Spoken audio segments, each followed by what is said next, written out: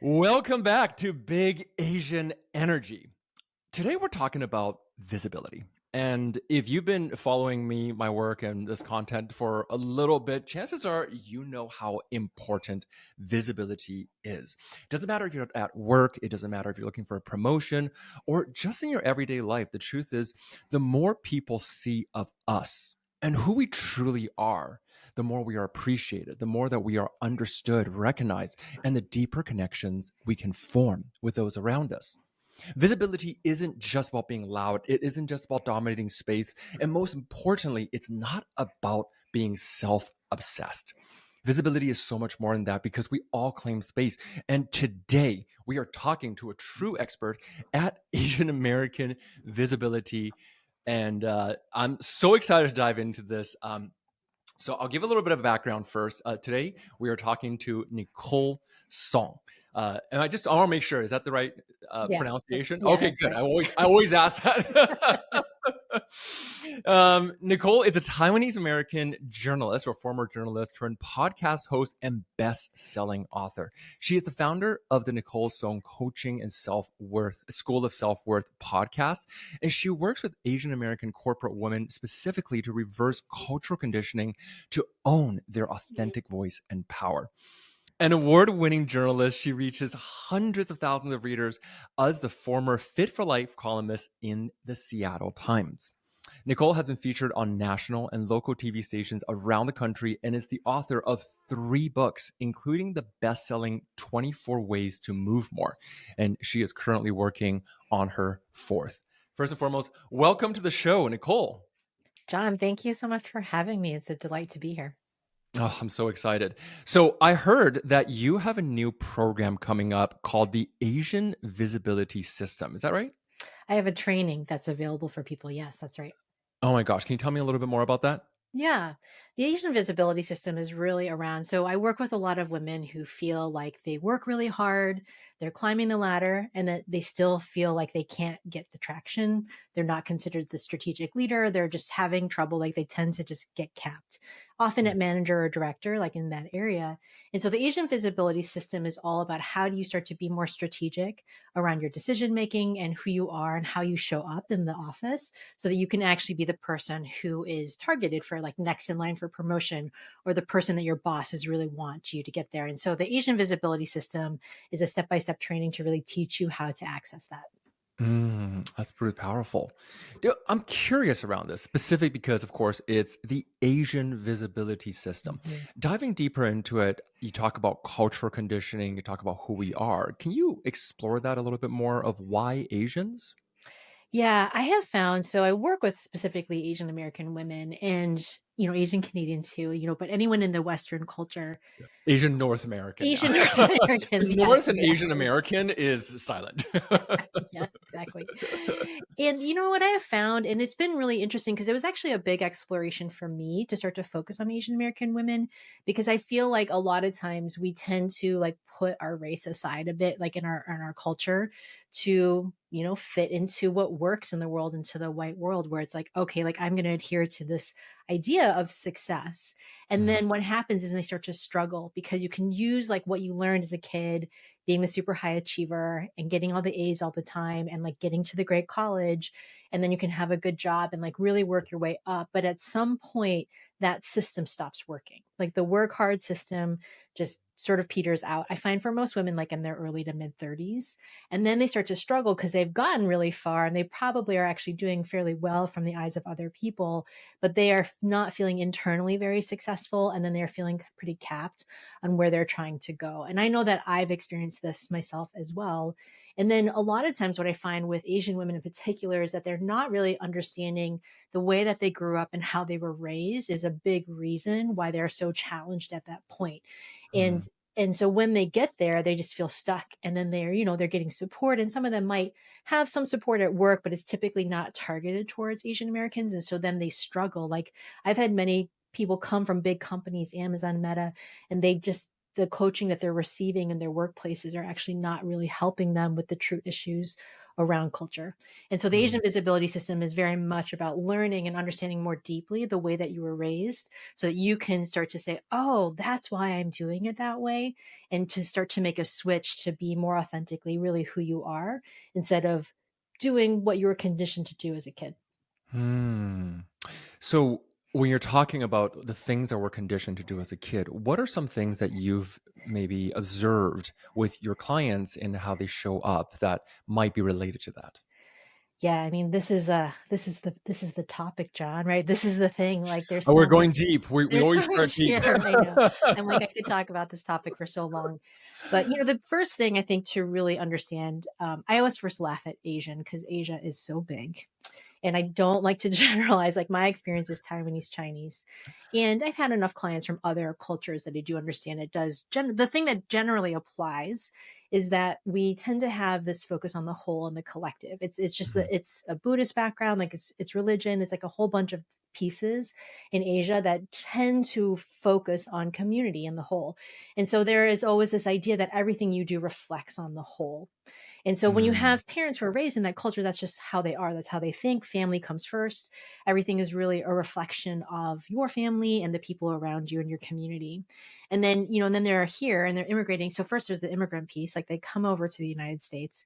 And so they get into mhm, that work hard mentality very quickly because they probably aren't that fluent in the language. And they actually also may have taken downgrades in their jobs and careers. Like there's a lot of challenges that come from just immigrating to the United States. mhm, And then you mhm, layer in that the United States has this very high level individualist culture. It's ranked like 90% in terms of individualism. So mhm, that is the exact opposite of that whole collective culture that your parents were raised in. So now you have this experience of at home, everything you do reflects on your family. And then out in the world, you're expected to be the kid who speaks up in class, raises your hand. People are rewarded for being loud or for, at least expressing themselves. And I know for myself as a kid, like I was always in the back of the room, like never raised my hand. Like I never said anything. I mhm, just wrote down what the teacher said. I did my homework and I got good grades. And so when that happens, I think of this as like this cultural tug of war and tension that starts to exist because you don't really know what to do. Like I'm supposed to get the grades. I'm supposed to follow what the teacher says because that's what my parents always taught me, like follow the rules.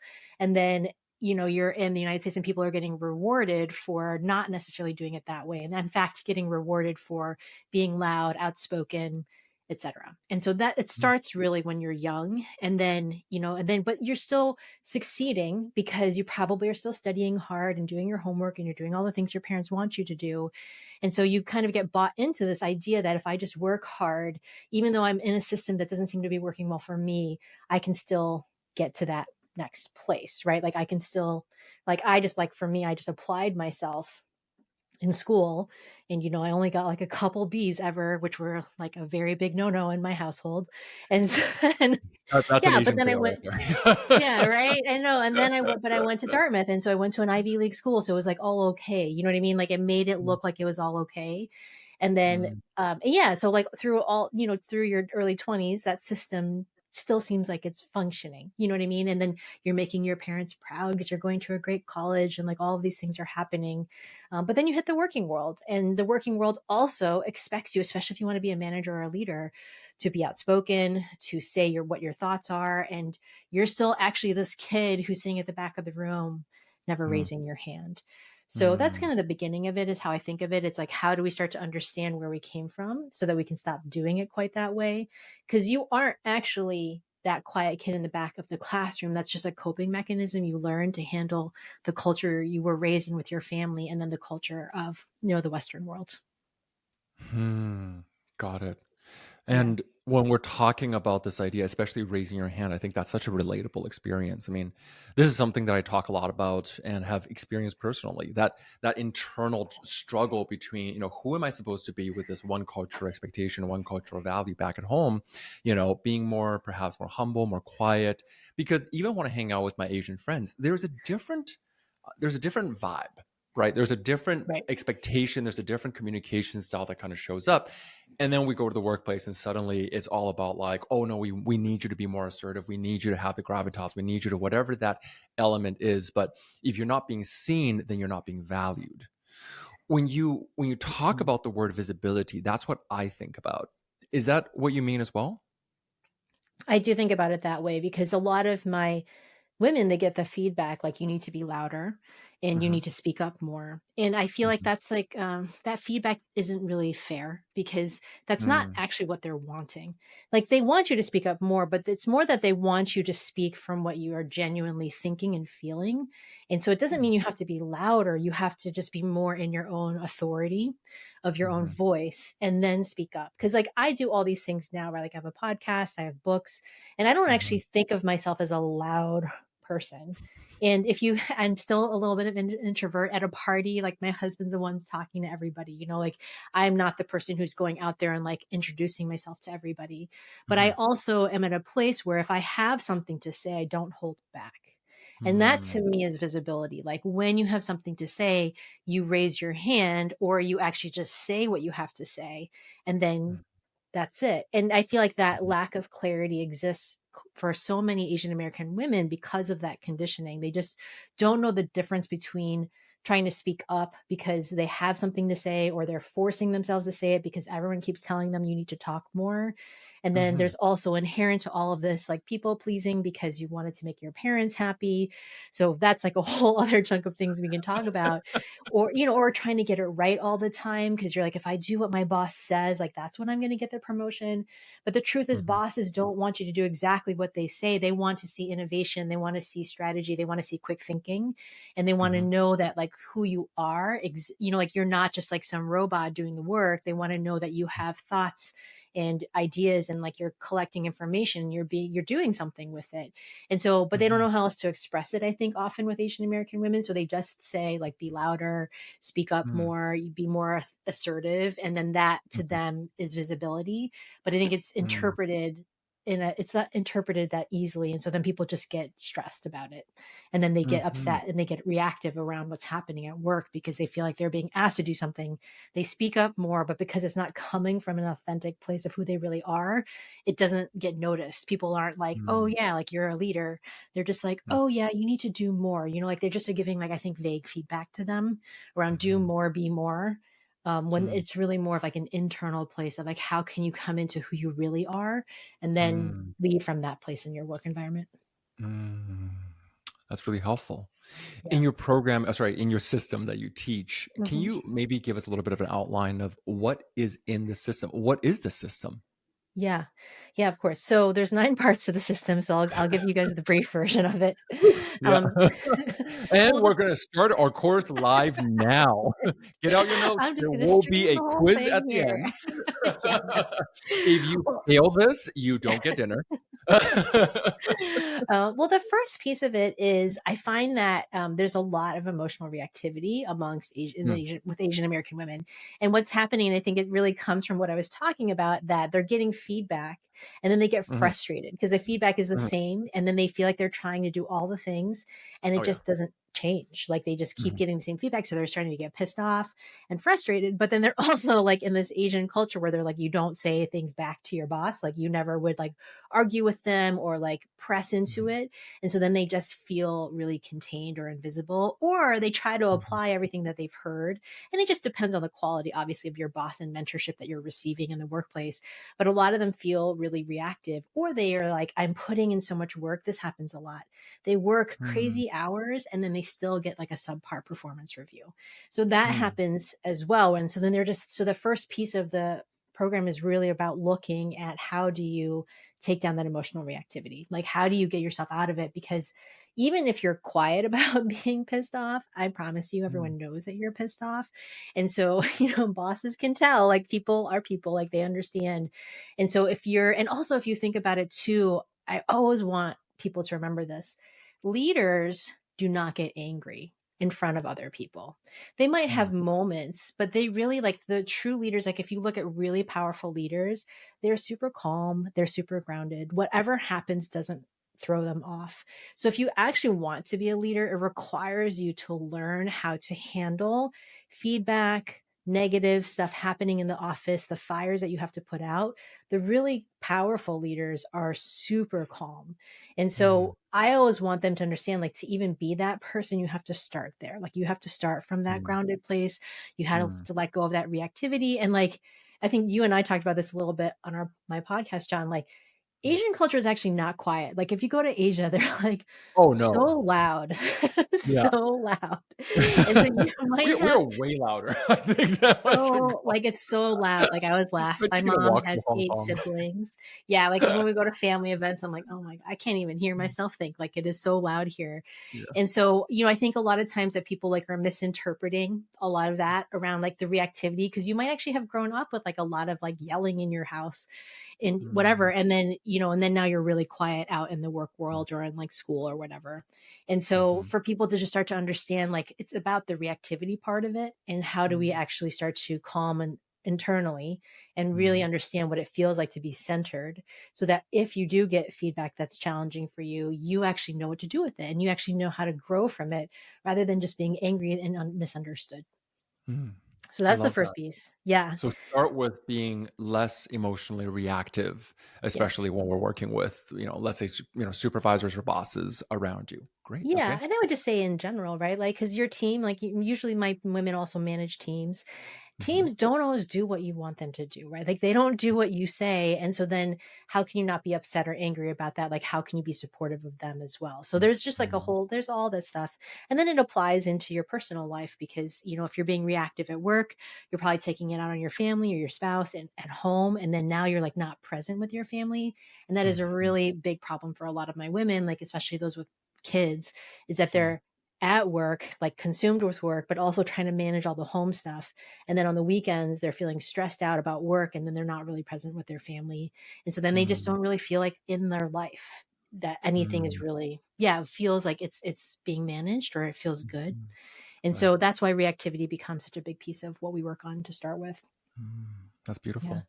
And Yeah. what's The next? second, the second general chunk, without going into every single piece of it, is Maybe like well, a key highlight. Yeah. yes, the key highlight. This is where we really get into the cultural conditioning piece of it Mm, and starting to learn and understand, like, why we do things the way that we do.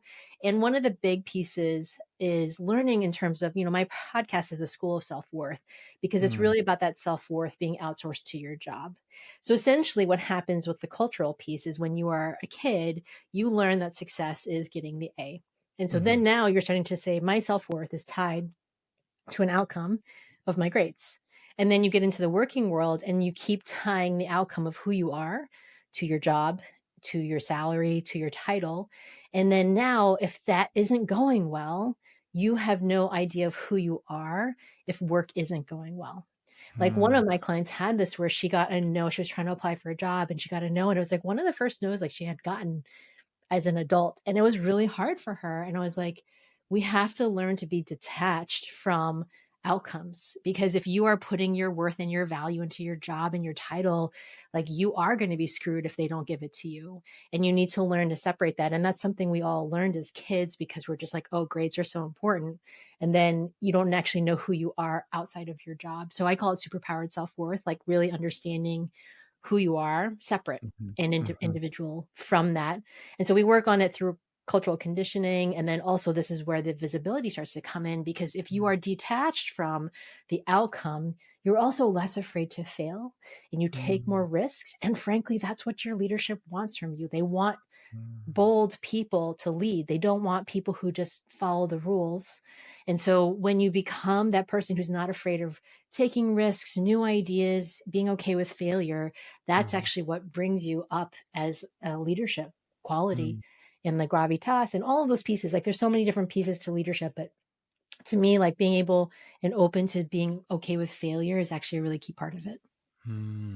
That is absolutely, I think, one of the most important things. Yeah. In Big Asian Energy, one of the things that I took a look at in terms of research is how often experiences like imposter syndrome or perfectionism come up. Mhm. And these are things that we don't usually associate with, oh, I'm just trying to get a promotion. Why are we talking about perfectionism? But we don't realize that when we're experiencing things like imposter syndrome, it actually keeps us from being able to lead. Like, it's Mhm. not about the physical things that we do. We tend to over-index on those things. I'm assuming that this is something that you probably encounter a lot. We Yeah. kind of come into it, and the first question is just like, okay, what do I say? What do I say at the next meeting? What do I say during the thing? And by all means, there's tons of frameworks that we could give, but the truth is that when we're in the moment, it's not what we say, but how we say it, how we feel, and how we view ourselves when we are making that ask, when we are giving that instruction, or where we're showing up. It is such a bigger piece than just the tactical communication Yeah. techniques, wouldn't you say? Oh, for sure. I mean, everyone always wants the tactical. And so I'm like, I'm happy to talk about the tactical pieces. But I know for myself, like where it comes from is like the more that I was really able to anchor and step into my own power and Hmm. feel like I have something to say. Cause I think that's the big thing. Imposter syndrome is when you feel like you don't have something to say. And I will say this was interesting when I was deciding to focus on Asian American women. I had imposter syndrome. And it was like a really funny thing because I was talking with another friend who leads an indigenous organization and she's half native. And she Hmm. said she had imposter syndrome because she's like, I'm only half. And then I was like laughing because we're kind of laughing about it because I was like, I know I don't feel Asian enough, but I am Asian. Like I could not Awkward. actually Yeah. be more Asian, right? And Yeah. then, but I think that actually comes up a lot for Asian American women. Like they don't feel Asian enough, but then they're Mm, also not fully accepted at work because they're mm, Asian. And so that's like an interesting dance, right? And I think for me, mm, I've known that the more that I embrace my culture and where I came from and like the really unique qualities of my family and how I grew up, I actually mm, think it's more powerful, because I know mm, this. Asian Americans really value their family. Like it's such a top priority. And it's like, it's just how you were raised. Right. And so, but that's like, how beautiful is that? Like, I think that's mm, such an important quality that we can bring into the workplace to say, like, my family is my most important thing and I'm going to mhm, do a great job. Right. And how can I mm, balance those? Because I think sometimes, the people feel stressed about it. How do I handle supporting my family and then also handle being really successful at my job? And I'm like, well, mhm, what if valuing your family was a superpower instead of something that holds you back? And so mm, those, and like, how do you start to really take on like the cultural pieces? And I know for myself too, when I was younger, like I would always just, try to like, I didn't want to admit that I wanted to like literally just eat rice or dumplings every day because like that's what I want. Right. And then I would just be like, sure. oh yeah, like, and I mean, I'm happy to eat pizza too. Like I love pizza, but like there was just some part of me that would hide like the Mm, food culture or the family culture or all these pieces. Like I had a period where my parents and I were talking about them moving in with me, and most people who are not Asian like thought I was insane. They really did. And I was like, I mean, I know you think that's insane, but that just seems like that's okay to me.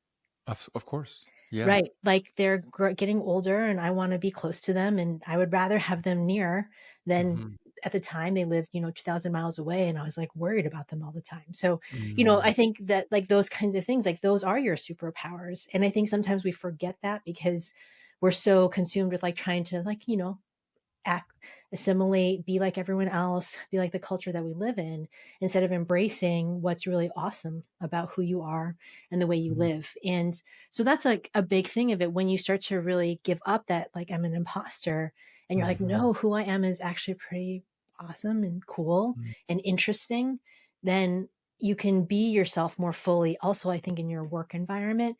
And then people are like, oh, like that person has a lot to say and to share and they mm, start to feel inspired by you and then you become the leader that you're looking to be. Yeah. I love that. That's very powerful. I'm Yeah. curious, you mentioned a little bit more about your background and, your family. What was your journey like that led to you wanting to create this, especially given that your background is more in journalism? What Mhm. led to this transition? Oh my gosh, this is a long story, John, but I'll again try to condense it. So, I'd say like, so I was a journalist, so like that was my first career. I Mhm. taught English for a year in China, in Wuhan, China, which everyone knows now. No one used to know where Wuhan was. And then, but it was a long time ago. And so Yeah. then and then yeah, and then I had kind of done journalism before and I came back and I decided to do it, and I was like at the time like really committed fully to like journalism as like my career. I was going to do it forever, and I traveled around, so that's how I ended up in Seattle, and then I also worked in Anchorage at the Anchorage Daily News for a while. So I kind of had this like career which just was taking me all over the place. And it's a side, this is like a side route, but comes back to like the visibility piece of it. When I was in Anchorage, I was a young reporter, and then I was asked to cover Catholic sex abuse at the time. It was like when a lot of that stuff was coming out. And so I got put onto this really prestigious project. So at the time, like my achiever side was just like, oh my gosh, like this is the project that's going to like get me to the next level in my career.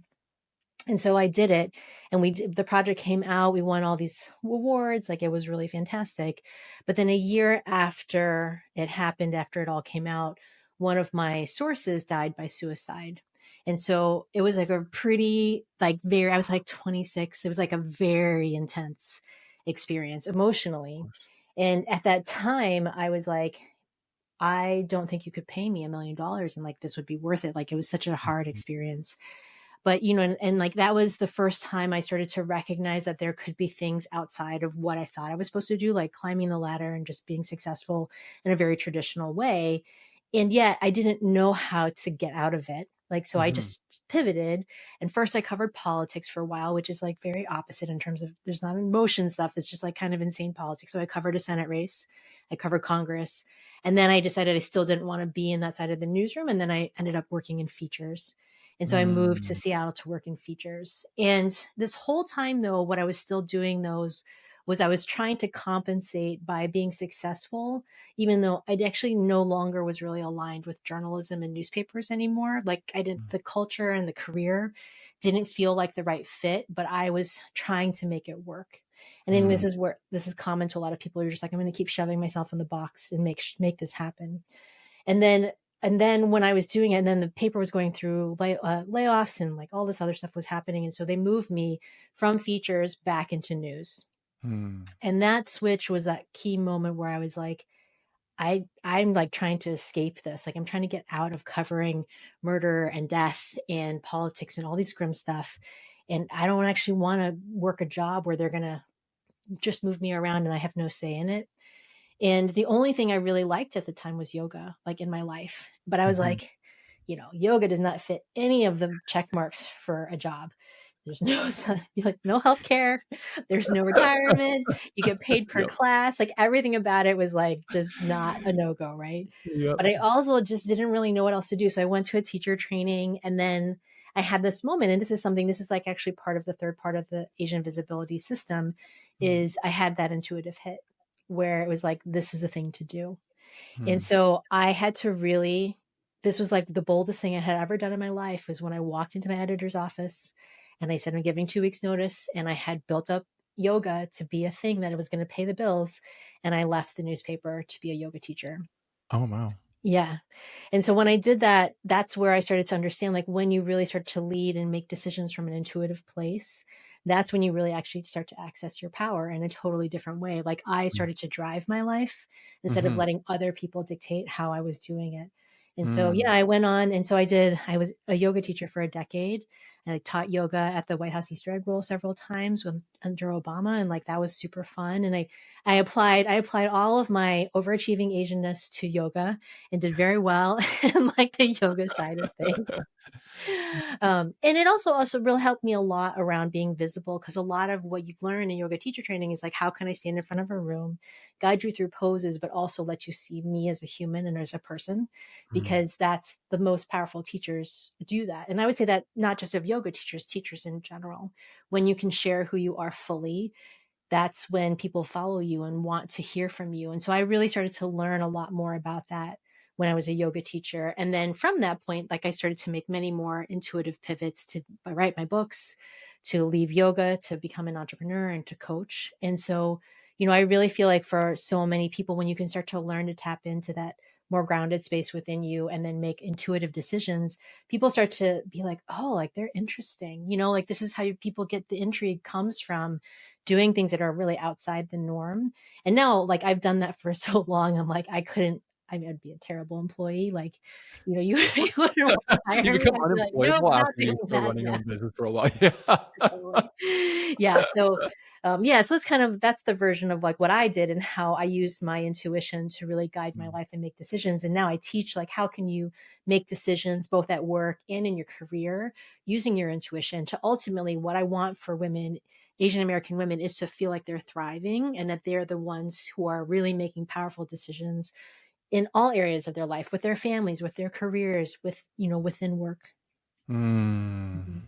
I love that. Yeah. And when you started working, I love that journey. There's so many parts of it that I could just double tap into because there's so much interesting part, especially Yeah. that transition going from, kind of like the traditional job and then going, let me go and dive into teaching yoga, which is about as untraditional, I feel like, as I can get. I can just imagine Yes. the pictures and faces that my parents would make if I told them, hey, listen, I'm Oh, quitting yeah. my awesome job over at Yeah, my the prestigious Seattle job where I'm Times. in the newspaper every day to go teach yoga to people and, like, get paid $50 Yeah, an hour. Yeah. exactly. I could Yeah. just imagine the side eye that my mom is already giving me in front of that. But then that journey and transformation of self-discovery, I think it really is where it is that we start finding out, oh, there is something that I'm meant to do that is so much more than what I'm Mhm. doing at that work and at that position. I'm curious, when you first started doing this leadership type and training type work, when you started talking more and more about it, what did you often feel was the most common things that you were hearing from your clients that echoed the most? What do you mean in terms of, like, where they were feeling challenged about this, or? Yeah, exactly. Yeah. Gosh, I feel like they feel, a lot of my women are coming in, like, they're probably in their, like, 30s to 40s, right? Like, that tends to be their range, although sometimes I get women Mhm. who are in, like, their 50s. And there is just this point at which when you've worked for 10 to 15 years and you've put everything of yourself into your job, and then you kind of get to this point of like, is that it? Like, Hmm. is this everything I get? This is everything I get. Or Right. also, like, it's sort of like the women's version of the midlife crisis of, you've got everything, you've got the great job, you've got the house, you probably have some kids, you got the car and the dog, and then you're like, really? Is there anything else to this life? And a Yeah. lot of this work is really about, like, I always tell people, if they come to me and they want to quit their job, or like, that's the first thing you're not doing, because quitting is reaction, right? And we are not here to Mhm. react to our lives. We're here to choose our lives. So we're going to Mhm. figure out how for you to choose your life in a different way. And even I Mhm. would say for myself, like when I wanted to leave the newspaper, it took me a year and a half before I did. And during Mhm. that time, I actually was okay with, like, I would work night shifts, I would work the Mhm. weekends, I'd work holidays. And I was Mhm. like, I'm fine. I'm fine, because I knew Mhm. where I was going, and where I was going to leave to teach yoga. And Right. so that's where, yeah. So for a lot of them, they're coming in because some of them are like, and some of them do stay in their jobs and they're really happy in their jobs and they get to a place to be happy in their jobs. And some of them are like, I actually have this, like, secret thing I really want to do. And, like, I'm not talking about it. Yeah. And so we get into that place. That's why, like, my course is called Your Clear Calling, because it's very much about how do you thrive in your Mhm. life versus Mhm. being in this place where you feel stuck and like you have to do things that other people are telling you to do, rather than feeling like you have some say in the direction that Mm. you're going. I Yeah. love that. Yeah. What do you think that are the biggest mistakes that you see people making, or maybe misconceptions, not just mistakes? Gosh, there's a lot. I mean, there's, well, I feel like the mistake is often for most of them is associated, like, that self-worth piece in their job are Yeah, so tied in together, and then yeah. they know it, and then they're not really doing anything about it. And I will say this actually leads me to the real mistake, and this is also cultural, is asking Mhm. for help. I feel like Mm. Asians are taught to not ask for help. Like, we Oh don't ask for gosh, help. no. That's You like just, like, failing. in the family, and, like, I mean, I see it in the therapy world for, like, supporting Asian family, like, people, because they don't go to therapy. You're like, I don't go to help. I get help. I don't share private personal things with a No, stranger. it's so Like, shameful. How dare you? yeah, I So don't do you're any of not that. just a failure, but you're telling people about it? Totally, yeah. You're And you're you're going spilling around it. I'm Yeah. trying to hide all of your failures and imperfections so that people don't talk about it, and here you are just Putting blabbing it out away. there. Good Yeah. gosh, that's Yeah. the stories that we carry. Oh my So gosh, deep. yeah. So there's, like, that is, like, so cultural, and I think people don't even realize it, because a lot of women come to me and I'm the first time they've ever really gotten help, or they're like, Mm, they've gotten a little, maybe they've done a little therapy, but a lot of times it's like, this is the first time I'm really investing in myself. And I had to overcome that too, because I have mm, totally my whole life been somebody who doesn't ask for help. I'm going to figure this out. Like even when I was a journalist and I was trying to figure out how to be a better journalist, I Mm. didn't ask for help. I was like, I'm just going to grind away and figure this out on my own Yeah. instead of that. And then I find though, what happens is then we get really isolated. And the Mm. women, when they come into my groups, like they're just like, wow, like it's amazing how common our problems are. Like I'm Mm. not actually the only one with this issue. All of us, all of us have issues with our moms. Like all of us have stuff going on. And then Mhm. when they come in and they see other women sharing, it feels like they feel so connected. They feel so at peace because like, oh wow, like I'm not alone on this journey. But when you're Mhm. somebody who doesn't ever ask for help, then you're never going to recognize, like you're never going to get that experience where actually there's a lot of people out there who could support you and help you. And like I've become somebody who asks for help like literally for anything. I'm like I Mhm. have any problem, I'm like Oh I'm yeah. gonna get help. Yeah, totally. Yeah. I'll hire somebody. I'm on board. Yeah. Yeah, totally. Like Yeah. I was dating a few years ago. I was like, I had a dating coach. Like I'm always just like, who can I ask who's done this journey Yeah. and they can do it way faster than me. Like I don't have to struggle on this by Yeah. myself. Why why And why not why not make your load easier and make your path easier if you totally. know that there are people around you who have maps to get to where you want to get to, who know Exactly. the shortcuts, who knows, don't go there, this is where the snakes are, Yeah. watch out, here, everyone thinks it's safe, but there's rocks that fall. Like, why wouldn't you want to Right. maximize and use every possible resource, guidance, advice that you can get? I'm obsessed with gathering information to the point that sometimes I think I'm almost like overthinking a little bit.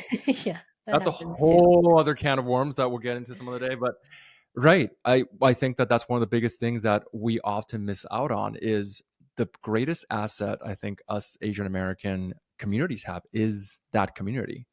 You know, Yeah.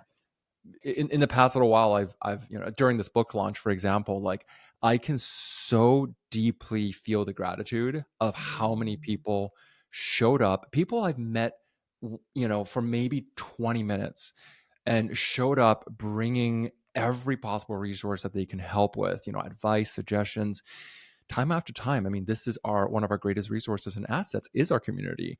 Why not lean on this? Well, and people like helping. Yes, People actually really we like love it. to help, We love it. Oh my god, Yeah, yeah. and I think Yeah. we forget that because we just are like, "Oh, no, like, I gotta do it alone." But people really like to help you, and if you ask, they'll do it, and, Mhm. like, if they can't do it, they will tell you that. But typically, if they care about you on any level or they're just, like, out to help people, like, I always try to help people if I can.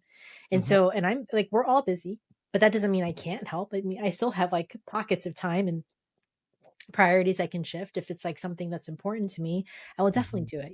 And so I Mhm. think we forget that piece. And like I am like really, again, really good at asking for help now, but it used to be so hard. Like it really used to be so hard. But I made Mm. my life hard because I didn't ask for Mm. help, and I would Mhm. take everything on myself and then I would feel stressed and anxious all the time. So, what is your strategy for asking for help? Because I think that we should start moving on to some more tangible stuff that people can Yeah. use because it's so hard. Yeah. Because asking for help, I mean, your show, which is called the School of Self Worth podcast, is I think it's one of those things that we don't really think about very often. We don't think, oh, Yeah. we don't walk around thinking, oh, I have a self worth problem.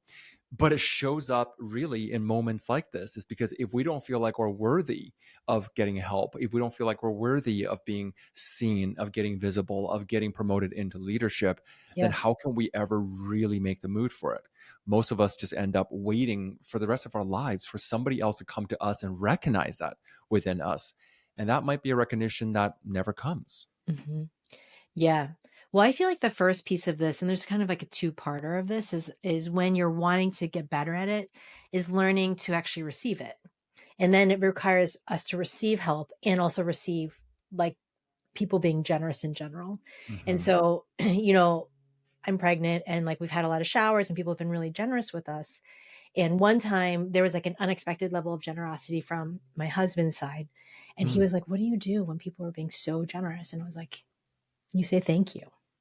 And, like, we Hmm. forget that. We forget that, like, I don't owe them anything. I don't have to repay them. I can just say thank you for, like, bestowing all this beautiful stuff on us, right? And I Mhm. think so that's one piece of it. If like you are someone who like cannot take anything from other people, and I'm not talking about like fighting over the bill like Chinese style, right? I'm just like talking about, but you could say thank you in that situation too, but more just like if people are just giving you something or Yeah. like helping you out or buying you a coffee, like it doesn't mean you have to owe them next time. And like, of Yeah. course, it's nice to have a reciprocal relationship, but you can also just Yeah. be like, wow, thank you. You're being so generous. But And that is a yeah, that is a key thing, right? Because it is a cultural element of it that, right. in my experience, I call it the invisible ledger. And it is a part of the culture. I remember having conversations with my Asian friends who are like, I hate receiving gifts because I have to remember and memorize every gift I receive to make sure that I pay them back and more, right? If somebody treats me for a meal, I need to make sure I'm paying them back. Like there's this pressure. But I feel like Mhm. when I was maybe acclimatizing to more of a Western environment and culture, I realized that really there's not as much of that expectation. So I'm No. curious for somebody who's navigating that guilt from receiving and that fear of like, well, I don't want to owe anyone anything. Is it just like, oh, don't worry about it? Like, is it that simple really? Or do we still need to keep in mind of how much we're taking? I mean, I think that's a really great question because I feel like so if someone buys me a meal, I always like remember. But I Hmm. think to me, it's more like where can we just be coming from generosity, right? Like, how can I Mm, just not be in the scarcity place of like, well, they got dinner, so I better get dinner, you know? And right. then, and Yeah. more just like, oh, if like you're inspired to or feels like the right time or it's a Mm, celebratory situation, like you just do it, right? And mhm, then for us to learn, because the more you can say thank you and you can just receive it, that's a really mhm, good practice. And then it makes you more generous, mhm. you know, because Right. you're just receiving and you're like, oh, like, wow. Because I always think about when I receive, I always think of it like the ocean that comes in and it comes out, right? So when I receive, it goes out the other way too. Like I can give and then I can receive, but it doesn't have to be direct. It doesn't have to be that transactional, like I bought you dinner and now you buy me dinner. Because also, Mm. how many times have you bought someone dinner and then they didn't buy you dinner back and then now you're mad?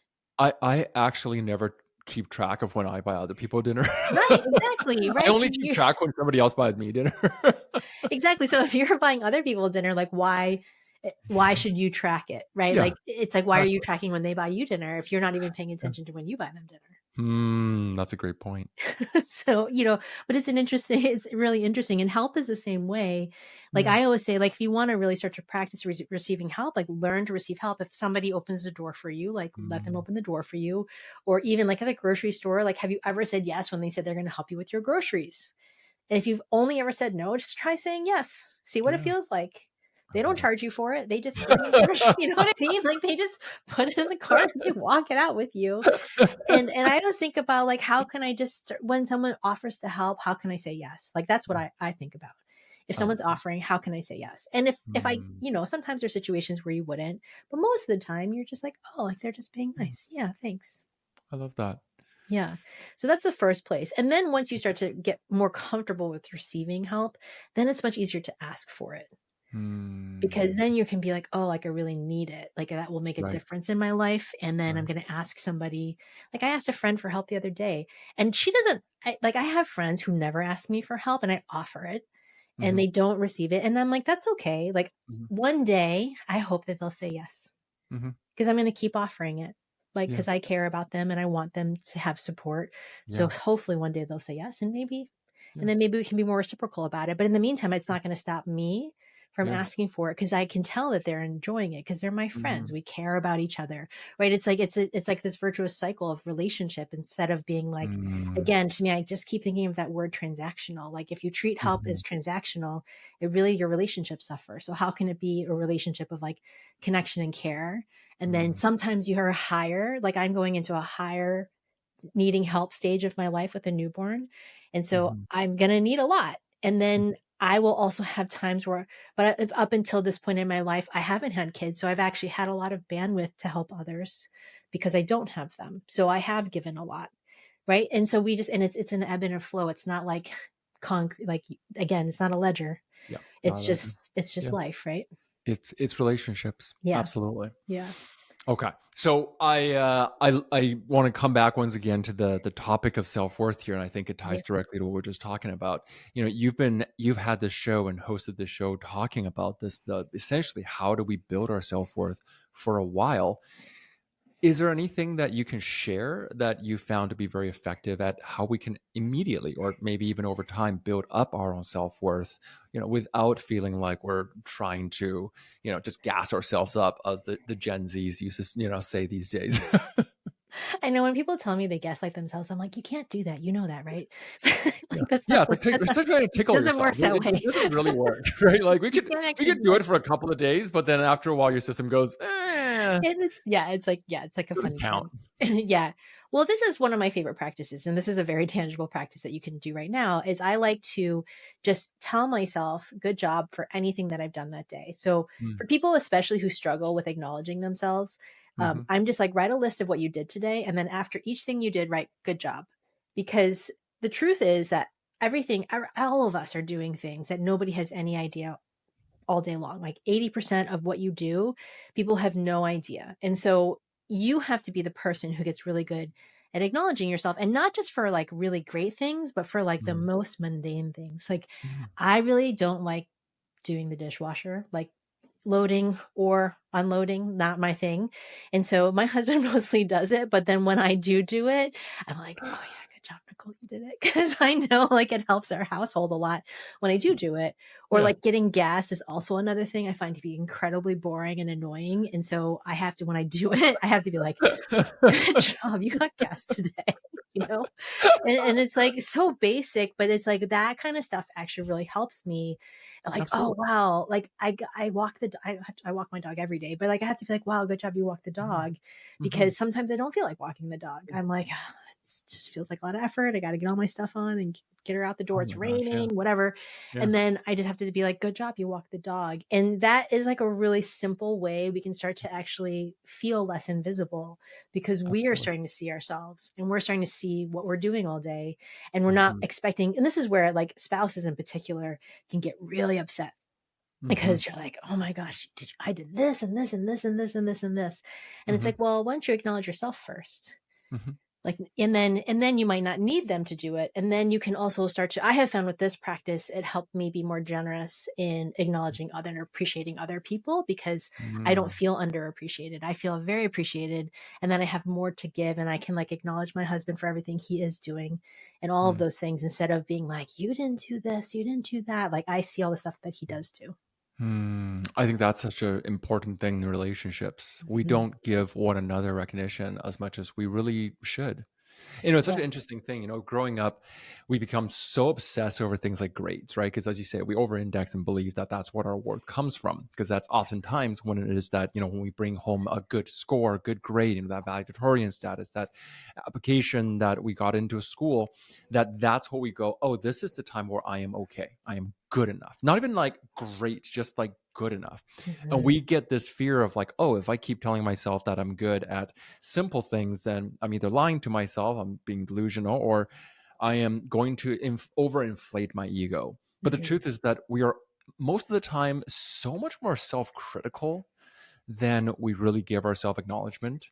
Yeah. And one of my favorite, I love this practice that you said, like kind of going down, like checking off the checklist. I don't go that granular, but I like to look at my calendar at the end of the day and look at all the tasks that I did. And I sometimes would do a little grading system, because I always remember You I give did yourself a grade little rating myself. of Like, A, yeah, B, C, D. exactly. Yeah. Because I'm like, great. My system likes grades. When I was in elementary school, my teacher gave me a sticker, and I love that because I don't know why. I love stickers. I love a So sticker I system. started giving Yeah. myself stickers. I love that. That's an upgrade. I'm going to be like, tell my clients, let's put stickers next to those good jobs. It is so, like, because it is something that you're building off of, because you're just looking at your schedule and you're like, Yeah. oh, I had this thing today. That was pretty good. And if it's pretty good, I Yeah. take a sticker and I stick it on my calendar. And then by the I end of love the that. month, like I'm looking at like a bunch of stickers. And Yeah. these are all things that on a day-to-day practice, like were real things that I can give myself recognition for. So that, like, am I just lying to myself? I'm just being too nice to myself, never really comes up. Because as you say, even if like, okay, I did the dishes today and I did a pretty good job like cleaning up the kitchen afterwards, I get a sticker. Like even something as small Totally. as that. I would probably clean the kitchen more. I like your sticker system, John. Right. Yeah. Well, I love stickers. I have a calendar. It's literally over there. It's like every I single love day of it. the No, this year. is so awesome. And Well, I we think get sometimes stickers. Well, because we're so used to being so hard on ourselves, and then Oh we my think gosh. that's what growth is. Yes, exactly. Right. We That's think what we're we think it pressuring is. But ourselves into growth. the studies show that your brain actually grows when it's like relaxing, calm, and happy. And Yeah, that's when you can stretch yourself. And that's a lot of absolutely. what I'm teaching people too. It's like, how do we actually stop being reactive, stop being like Yeah, so hard on ourselves, and then actually start yeah, to relax? And then you can start to stretch.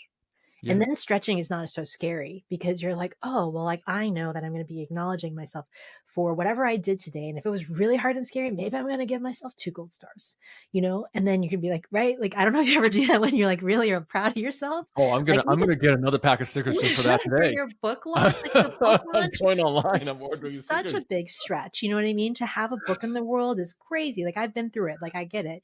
And so Oof. you need like multiple, like multiple stars. And I'll tell this story because it's actually relevant to the book piece. So if you like, I was going through a divorce several years ago, Mm, and I was writing my third book, and I had to, and like my marriage was falling apart, and I'm writing this book, and so I handed in my book, like I think maybe a week before we decided that it was done, we were done. So you can imagine it was like very stressful. I was like very stressed from the divorce situation.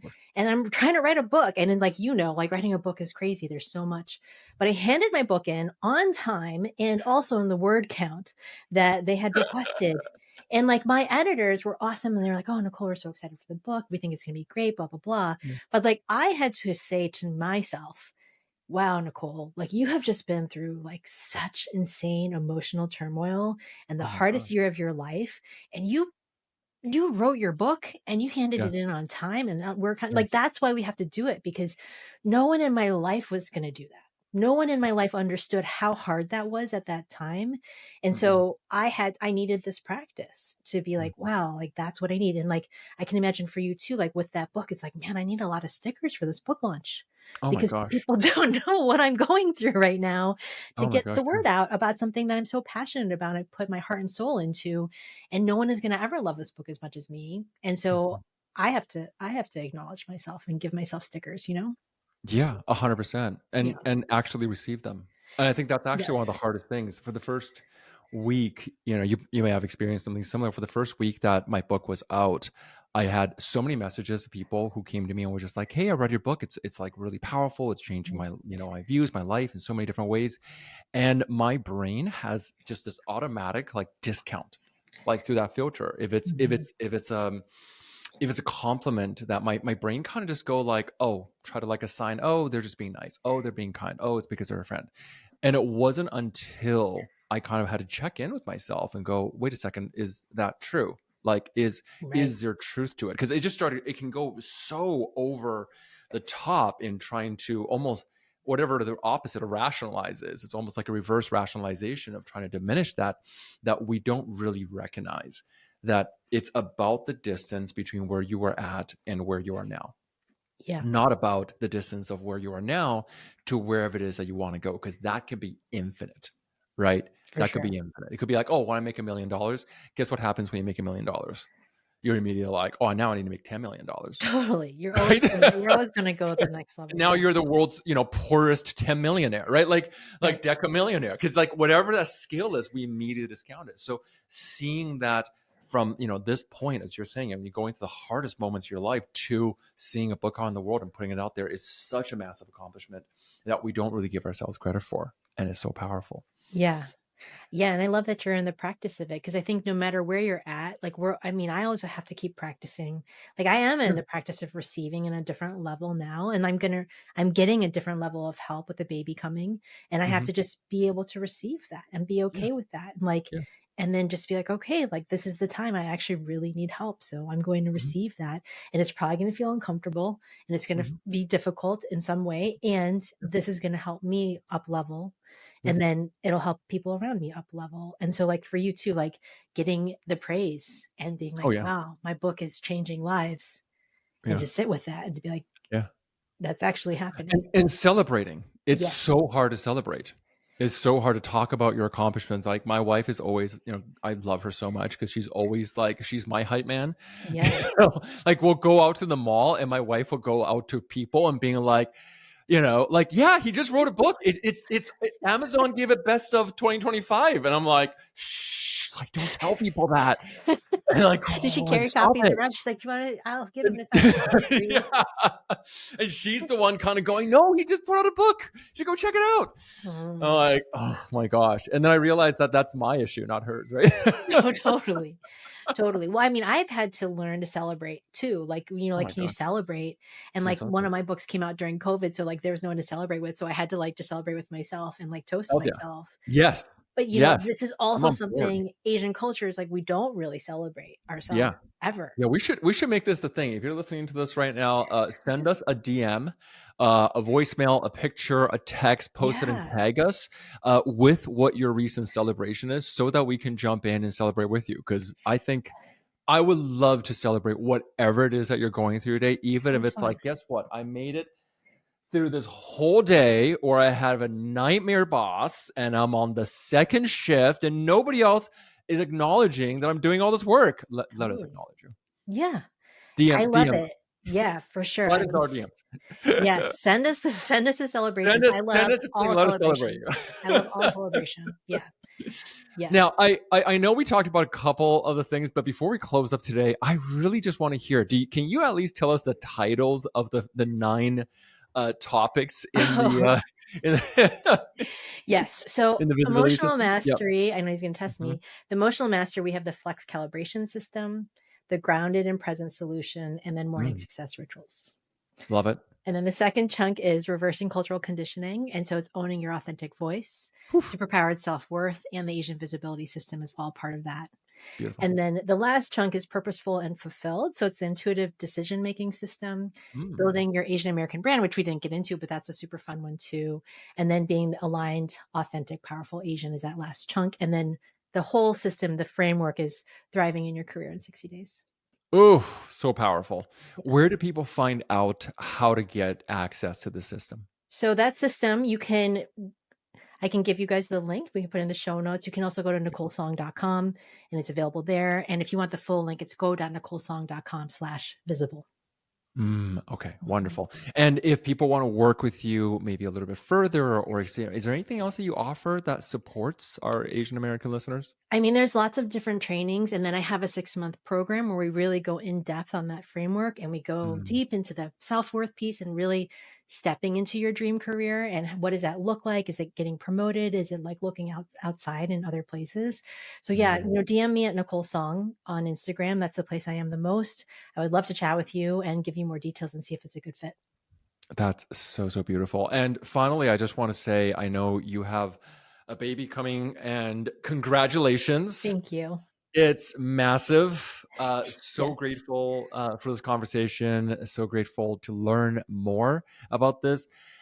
Folks, if you're listening to this and you're like, it's time to up my self worth game, it's time to get more visible, it is time to step into your greatest power, go check out Nicole Song at her programs, as well as at her website, as well as the Asian Visibility System.